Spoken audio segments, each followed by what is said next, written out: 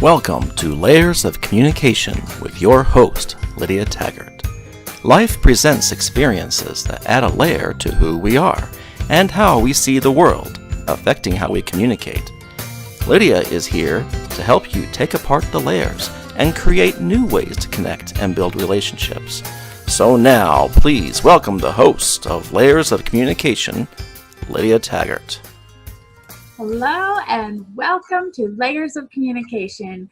I hope that you can hear me all right today. I'm not in my studio and my microphone didn't travel with me, so I apologize if it's a little bit hard to hear. I'm really glad you're here anyway though. We've got some really awesome stuff. I'm super excited to be here today. I've taken some time off for the holidays, really connecting with my family and taking time to just have time with those relationships. And so I'm really excited to be here today and share some things with you starting the new year off and just awesome.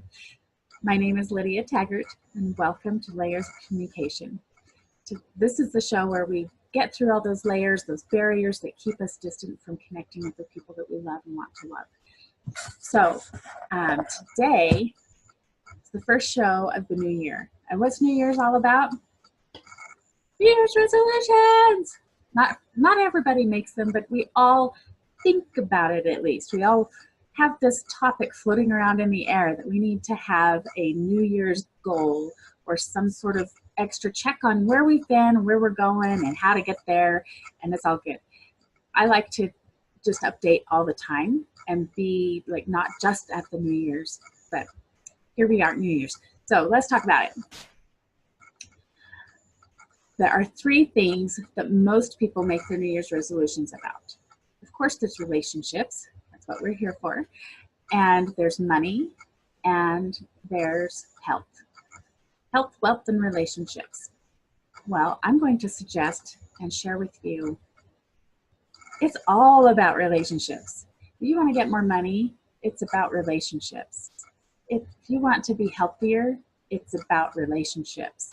So there's this piece that if you're going to be getting money, you've got to make someone, well, not make someone, but you do something for someone in a way that they're like, oh, that was valuable. That's great for me. That's worth giving money for. Value. You don't get money just from being alone. You have people around you. Where does money come from? Other people.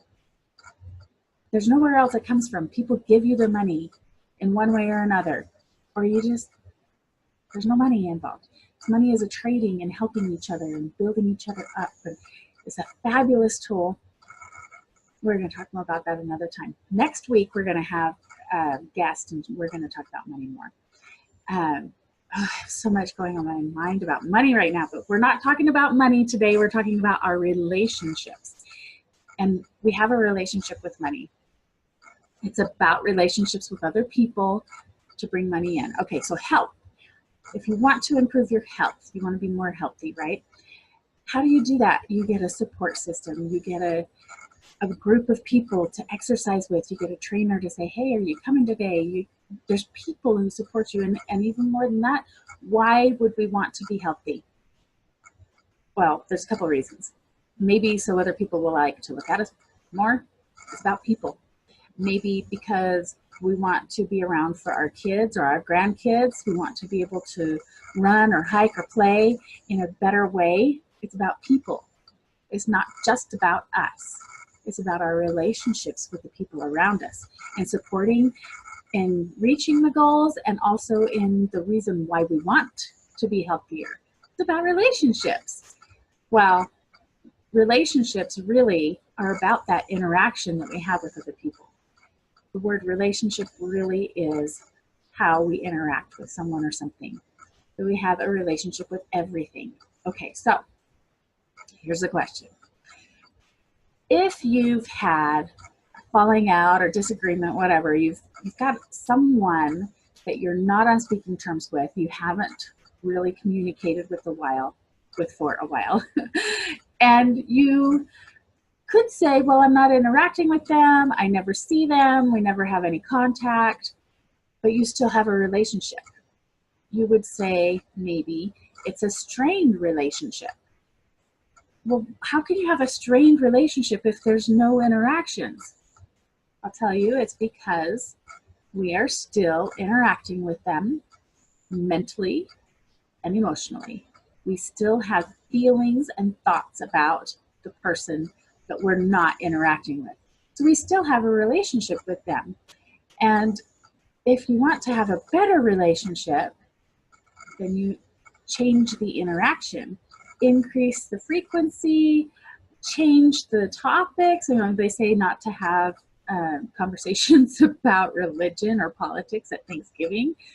Talk about the color of the boots that your kids chose or something, you know. My nephew just got some really awesome shoes, and he's super excited because they're like Dallas Cowboy colors.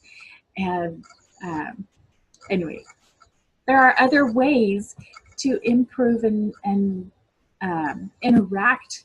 There are other topics. I was talking with one of my clients recently, and she said, and she's got some anxiety, and she said that she's been invited to a party. And I've got to follow up and see if she actually went to the party or not. But she said she was really anxious because what are they going to talk about? Maybe this topic that triggers her anxiety is going to come up. It probably will.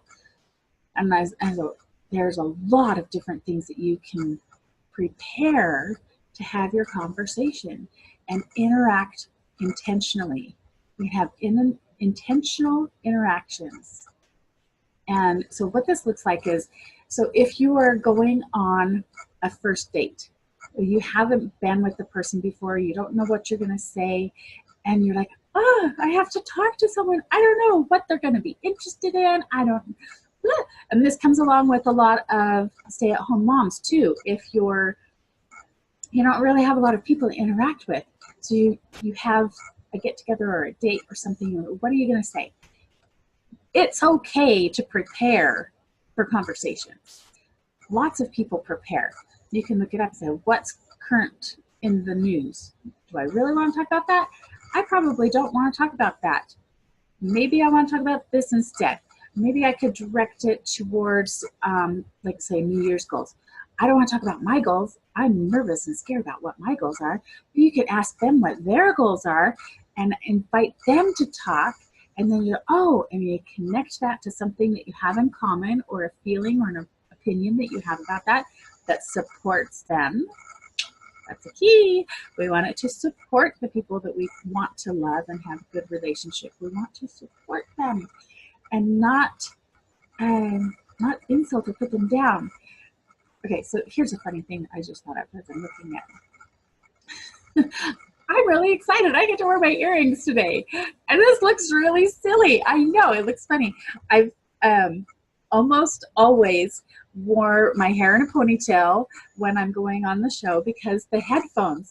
And I just always assumed that you can't have earrings in when you're wearing your headphones. And today I thought, you know what? I love my earrings. I miss my earrings. I have a relationship with my earrings. I love them, and I want to have them love me. And so, wouldn't you know, you can wear headphones and earrings at the same time. You can do it. It's great. So we can find something instead of, wow, that's kind of funny, right? But you can find a way to build them up and say, that is awesome, and you are awesome. And that's the whole point. When we want to have a relationship improve, we want those interactions to be more supportive. We want to feel supported and loved, and we want the other people that we're around to feel supported and loved too. That's the whole thing. Okay, so here is a fun trick, super fun trick that I just recognized that my son has picked up on. And we don't really trick people, but it's an awesome life hack, if you will. So we're spending time together over the holidays. We're spending more time interacting, really investing in that interaction, because if we're not going to invest in it, then we invest in things that have value to us and that are worth it for us. And so that ties to money. Isn't that interesting that we use the same words for relationships as we do for money? I think that's fascinating. It's so fascinating, because money is based on relationships. It's valuable. Relationships are valuable. We have all these common words. Okay, so spending time with my kids. We're driving around and doing stuff, and I hear them start having a disagreement. And it goes something like blah, blah, blah, whatever. And my one boy, he says, no, not like that. It's like, that's like saying Ant-Man and Iron Man are the same because they both have a super suit, but they're different. And then he goes on from there. I was like, that's a fascinating conversation piece. So you take what it is that you're disagreeing about, compare it to something totally unrelated. Totally unrelated. Superheroes was not at all related to what they're arguing about. Take something and compare it to something totally unrelated. Then you can state your opinion and say, this is how I feel. And then you can move on and change the subject to something a little less emotional. We'll call it emotional, a little less emotional. And we got to talk about superheroes and movies instead of what they were arguing about. Isn't that amazing? It's amazing. And our kids can learn it and we can practice it.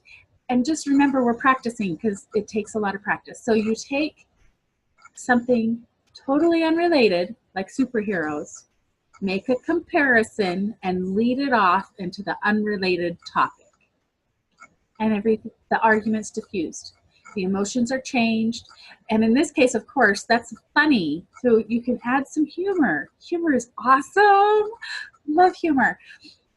Change the subject a little bit and you get a little humor in there and it's not as crunchy and grumpy. And then all of a sudden, ta-da, there's no argument, there's no disagreement because we're over talking about something else. And it's not ignoring the feelings because you validate it when you say, okay, that's like this. You're connecting that and it's like enveloping the person. And I understand you're talking about this. I hear you and I'm listening and I'm going to participate in this discussion. And then you can move on because they've been validated. So the interactions are so amazing. Oh my goodness, if you feel validated, it's like nothing else matters. Even if they're like, I disagree, blah, blah, blah, but you can still validate them in understanding. Okay, I hope that makes sense. If it doesn't, let me know, and we'll talk more about it. But I thought that's really great. That was really, really great. So everything is about relationships. Interacting. We interact with money. When we want to have a goal for money in our New Year's resolutions, if we're working on money, it's not really, I want more money. It's what are we going to do with it? Why do we want more money? It's the way we interact with the money. And the money, how we interact with that money affects our relationships around us. So it's all about relationships. It really is. Okay, I'm going to tell you this one part about money. And next week, we're going to be talking more about money. But this is really, really strong to me today. So we have physical things that we can touch. The chair, the headphones, my earrings. My earrings, being able to wear my earrings is a physical world kind of goal, right? If that were, you can call that a goal, right? That's a funny goal, but it's something I wanted. And goals don't have to be massive and huge. It doesn't have to be a double my income or lose 100 pounds. It doesn't have to be a huge thing. Any little thing that we want to do to improve and make progress can be considered a goal. So being able to wear my earrings, that's a goal. It's a goal. Okay. So there's physical things that you can see and touch that you have to be present to be able to experience or damage or improve or whatever.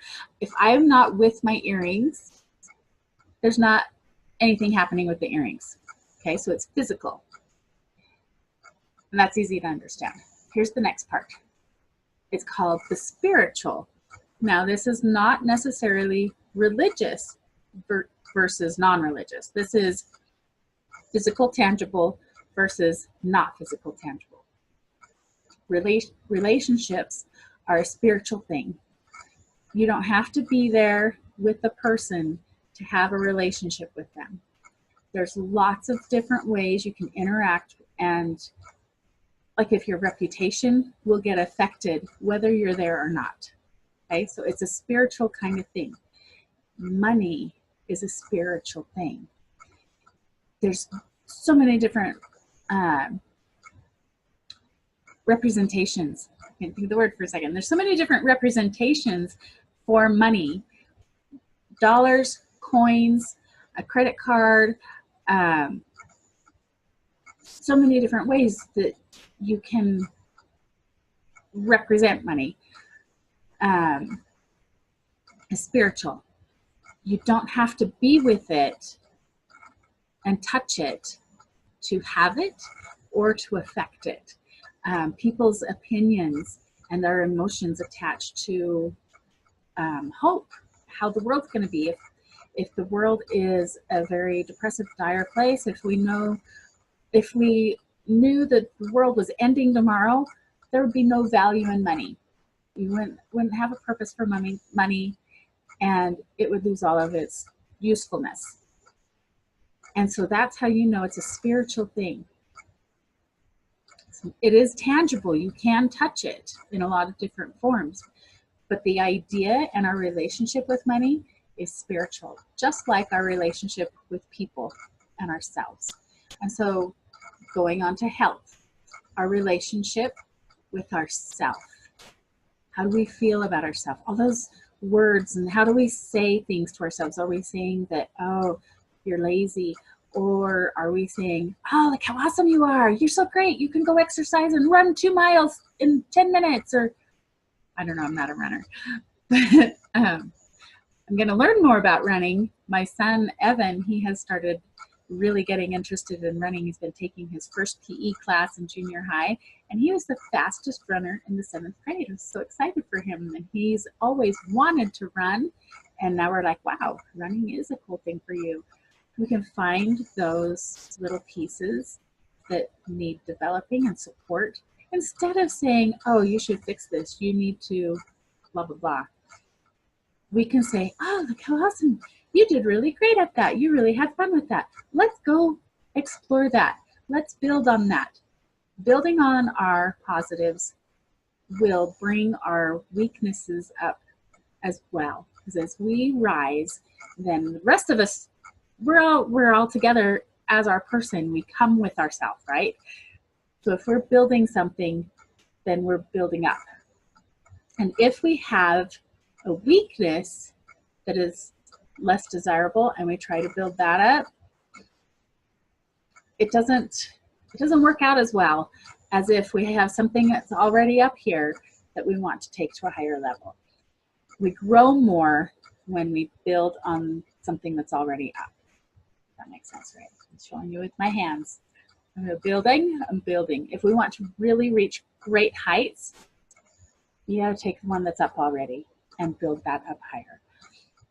All right, so I want to make this a little bit short today, not go on forever, because you know I can talk and talk and talk. Next week, we're going to be talking more about money specifically.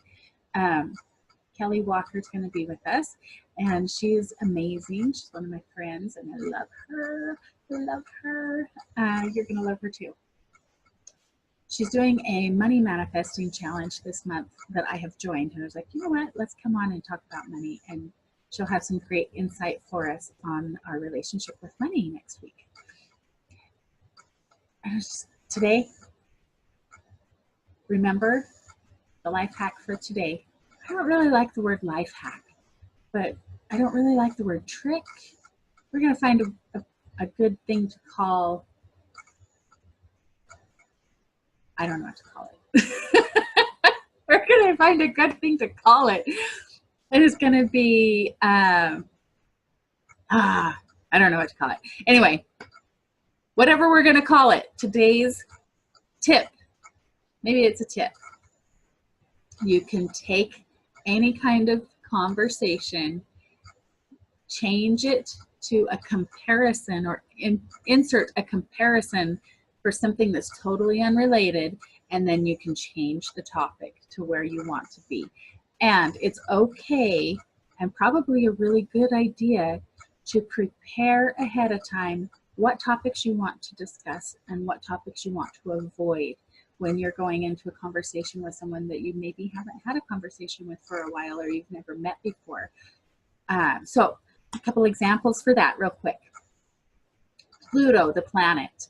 Okay, it was a planet, it is not a planet, and now they're talking about maybe making it a planet again. That's a crazy conversation. You can have all sorts of opinions, totally unrelated emotionally.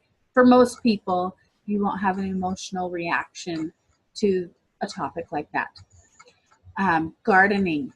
Do you like these flowers or those flowers better, and why? And you can do that kind of thing with just about anything. Food. Most people will have an opinion about food, whether it's good or bad. Why? What makes you like this? What about it is it that you like? What about it is this that you don't like? Chocolate or vanilla? Well, that's why they invented the twist cone, because we can't decide if we want ice cream that's chocolate or vanilla. We like them both. Maybe you can talk about, we already mentioned something in their interests. What is their favorite something or other? And then you can connect it to something that's with you and then redirect it to somewhere else. So if I were preparing to meet with someone that I hadn't ever met before, I would probably look up things in the news and so what's going on in the current world, and say, politics, immigration, all this stuff, probably, if I feel really passionate about it and it's a new person, a new conversation, probably not the very best way to lead off in a relationship. Unless we want to know for sure, you got to agree with me or I'm not wasting my time. And this is really important and valuable information I need to know. But bear in mind that not everyone has an opinion on stuff.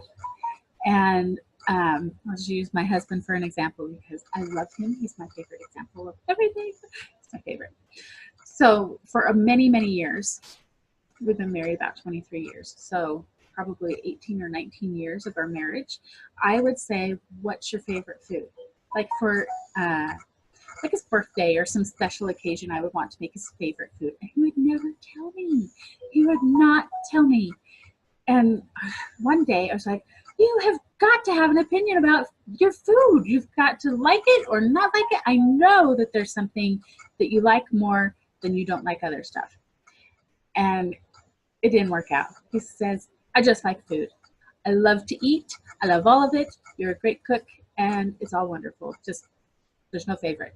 So be aware that sometimes people really don't have an opinion about what flower is. A flower. Flower is a flower. A rose by any other name smells just as sweet. And they don't care. They really don't care. And maybe that's okay. It's okay if, as long as you're eating something and living, it doesn't matter if you like the food or not.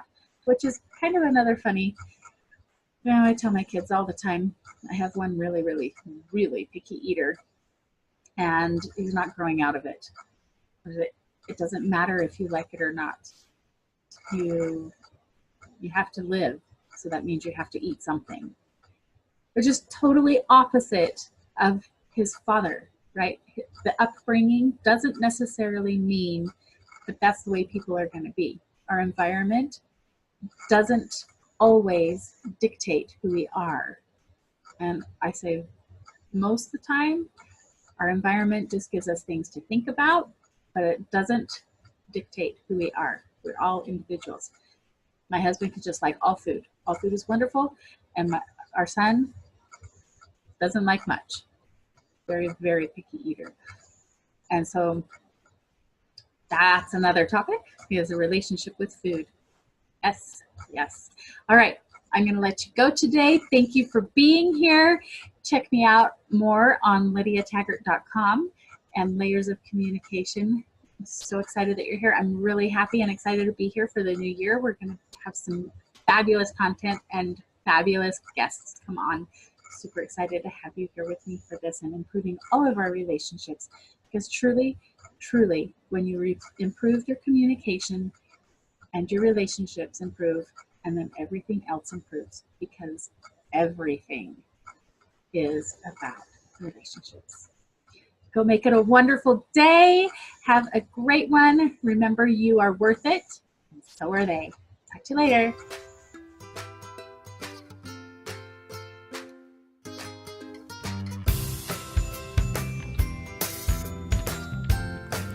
You've been listening to Layers of Communication with your host, Lydia Taggart.